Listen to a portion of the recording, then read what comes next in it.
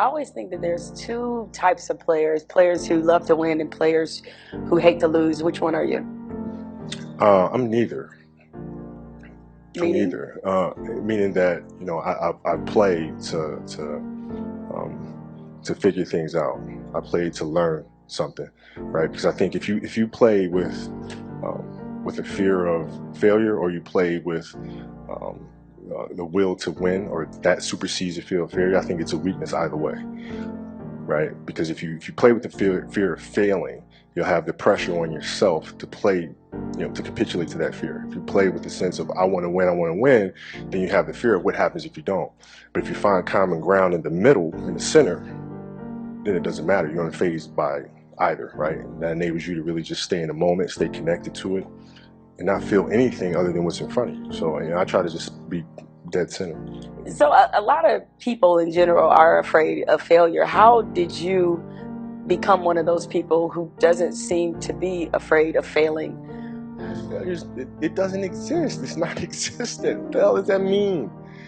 Seriously, what does failure mean? It doesn't exist. It's a figment of your imagination. What does it mean? You're pulling a Jedi mind trick on me I'm right now. serious. I was does it exist? No, I'm serious. I'm trying to think, how can I explain it? So, let's use happy endings, right? And then we can relate this to failure, why it's not existent. Everybody talks about, everybody wants a happy ending, right? Now let's go to the reality of it, right? Let's look at a fairy tale story. Let's look at Snow White. She gets a happy ending. She finds Prince, whatever. She goes on. She lives happily ever after. Well, I call bullshit on that, because 2 months later, the fact is they had an argument and he's sleeping on the couch. Right? So the point is, the story continues.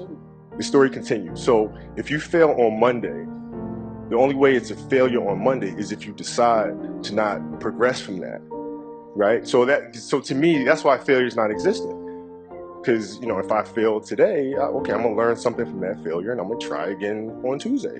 I fail, and I'm gonna try again on Wednesday. So it doesn't exist. You know what? Should my ratings go in the tank? That's exactly what I'm gonna say to the boss. Hey, it doesn't exist. Yeah, but you know what? We should try it again on Thursday. If your ratings go in the tank, and which they won't, but if they did, you had learned a valuable lesson. You had learned a bunch of ways of how not to make a show that sucks. So then the next one will be better than the last one, right? So are you telling me then, let's just say all the career statistics that you've compiled, they all still exist, still play for the Lakers, and all of that still happens. If you finished your career without a championship, you would not have looked at that as a failure?